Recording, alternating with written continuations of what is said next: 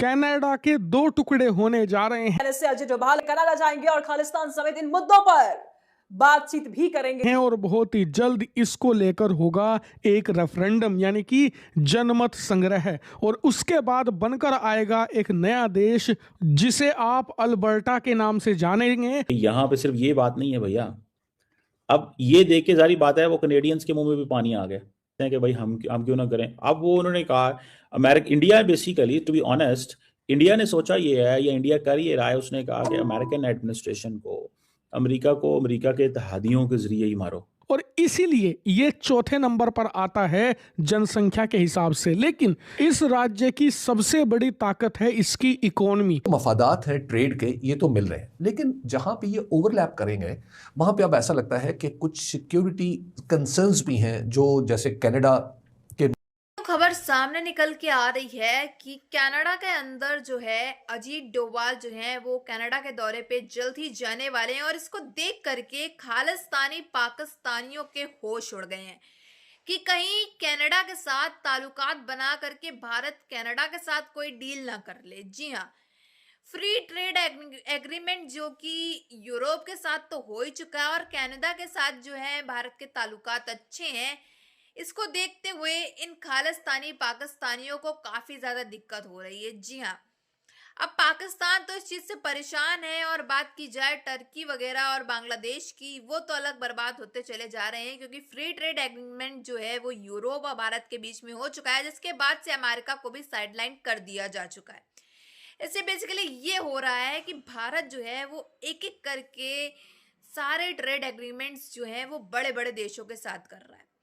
ऐसे भारत की जो ऊंचाइयां हैं वो और आगे ऊंची बनती चली जा रही हैं और छोटे मुल्कों का तो नामो निशान पूरी तरीके से खत्म। पॉलिसी ऑफ फ्लैटरी के अंदर चेंज आया है जी बिल्कुल। इस इंडिया अब क्लियर कट जो पहले कह रहा था कि जनाब डोनाल्ड ट्रंप साहब हमारे फ्रेंड हैं, मोदी जी अब परेशान है कि ये वर्ल्ड ऑर्डर में उनकी पोजीशन क्या है। दोस्तों, भारत के एनएसए अजीत डोभाल साहब ये कनाडा जाएंगे, ओटावा जाएंगे ये अगले महीने यानी कि फरवरी की शुरुआत में, मे बी द फर्स्ट और सेकेंड वीक ऑफ फरवरी ही will land up in Canada और ये बात करेंगे सिक्योरिटी की, नेशनल सिक्योरिटी की।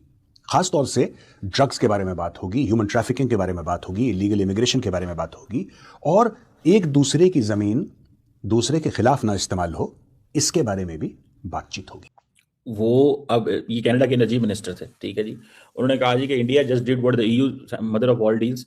ये सबसे अब इस चीज को तो देखिए। अच्छा, मैंने एक अभी थोड़ी देर पहले एक मैप देखा, if I can share with you what they have done, कि इसको किस तरह जो है ना वो करना है।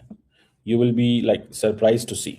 अच्छा, ये अगर आप देखें, let me put it this way, अगर मैं आपके साथ ये शेयर कर सकूं। अच्छा, इसमें क्या चीज है और इसीलिए ये चौथे नंबर पर आता है जनसंख्या के हिसाब से। लेकिन इस राज्य की सबसे बड़ी ताकत है इसकी इकोनॉमी। आप जानकर हैरान होंगे कि इस अकेले राज्य की खुद की इकोनॉमी 300 बिलियन डॉलर से भी ज्यादा है। एग्जैक्टली बताऊं तो करीबन 320 बिलियन डॉलर है अल्बर्टा की इकोनॉमी, यानी कि पाकिस्तान की टोटल जीडीपी से भी ज्यादा है अल्बर्टा की इकोनॉमी और हर साल ये 4 से लेकर 5% की ग्रोथ के साथ। और याद रखिए ये तब है जब पाकिस्तान की पॉपुलेशन 22 करोड़ है और अमेरिका में। और इसके लिए ट्रंप ने एक पुराना हथकंडा भी अपनाना शुरू कर दिया है। दरअसल कनाडा की जो खुद की इंटरनल पॉलिटिक्स है वो बहुत ज़्यादा मुश्किल है, खास करके वहाँ पर दो मुख्य पार्टियां हैं, एक लिबरल और दूसरी कंजर्वेटिव। लिबरल को ऐसा मानिए जैसे भारत में कांग्रेस और कंजर्वेटिव को ऐसा मानिए जैसे कि भारत में बीजेपी पार्टी। खैर, इस राज्य की अगर आप पॉलिटिक्स देखें तो दशकों से दबदबा रहा है कंजर्वेटिव पार्टी का, जो कि डोनाल्ड ट्रंप 8वीं बड़ी फ्री ट्रेड, ठीक है जी। और अच्छा, इसको अगर आप देखें, सबसे पहले एक तो आप देखते ये हैं कि जनाब अच्छा जी किस तरफ जाना है, कैसे जाना है, ठीक है। बेसिकली तो वो कह रहे हैं कि जनाब हम 8वां फ्री ट्रेड एग्रीमेंट कर रहे हैं। कैसे कह रहे हैं जनाब? हमने 2026 में mother of all trade deals किया है, ठीक है जी। ये जो मदर ऑफ ऑल ट्रेड है, फिर ऑस्ट्रेलिया के साथ, फिर यूएई के साथ 2022 में की है $100 बिलियन पे। वो कह रहे हैं हमने इसको 2032 में 200 पे लेके जाना है।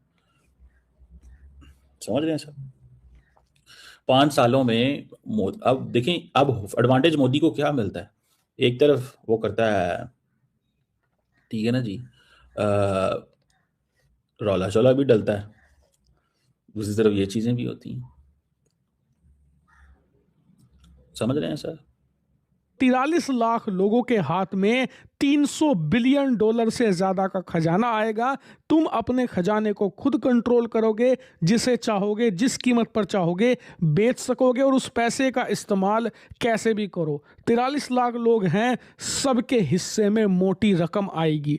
इसीलिए वहां के लोगों को पैसे का लालच दिया जा रहा है। लेकिन स्थिति अलग है, थोड़ी सी अलग ये कि जहां ट्रंप ग्रीनलैंड को कब्जाने की बात करते हैं, अमेरिका में मिलाने, 45 से लेकर 48% लोग कनाडा से अलग होना चाहते हैं और करीबन 50 से 51% लोग कनाडा में बने रहना चाहते हैं। ये अल्बर्टा के लोगों का ओपिनियन मैं आपको बता रहा हूं जो फिलहाल है। यानी कि भले फिलहाल कनाडा आगे हो इन जनमत संग्रह में, लेकिन मार्जिन बहुत थिन है।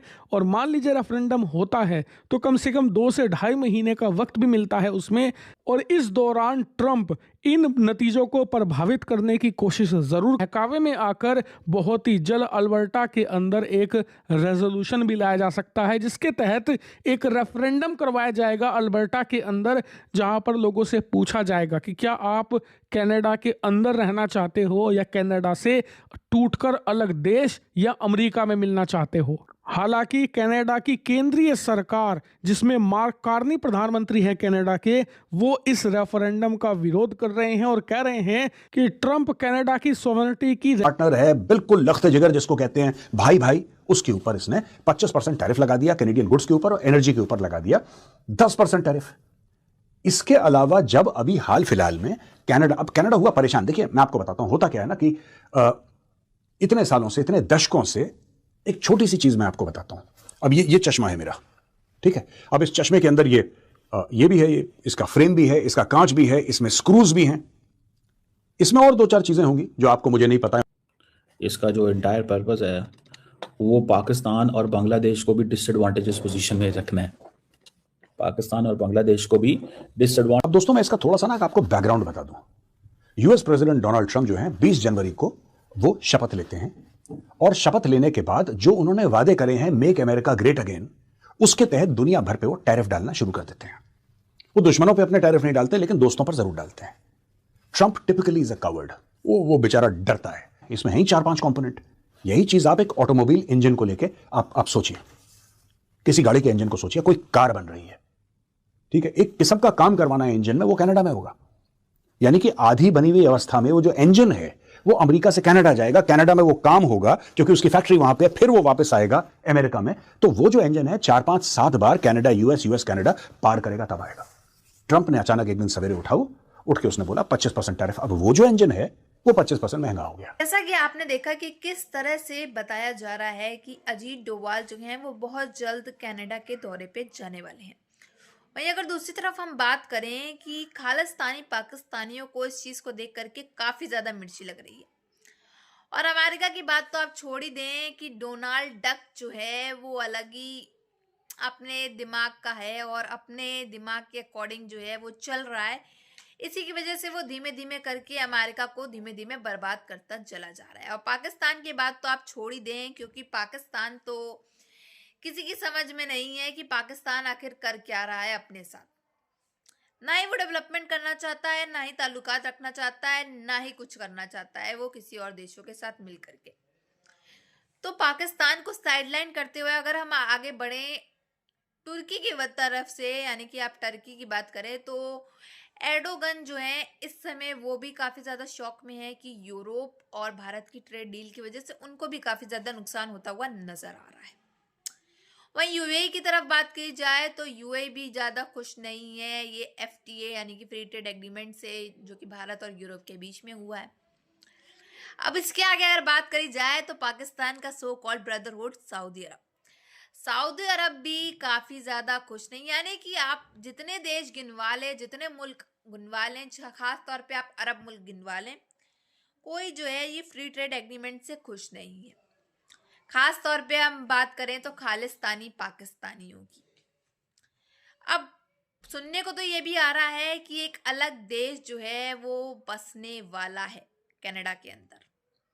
खबरें तो ये चीज आ रही हैं इसकी, लेकिन कहां तक सच है कहां तक झूठ है ये तो अभी कंफर्म नहीं हो पाया है।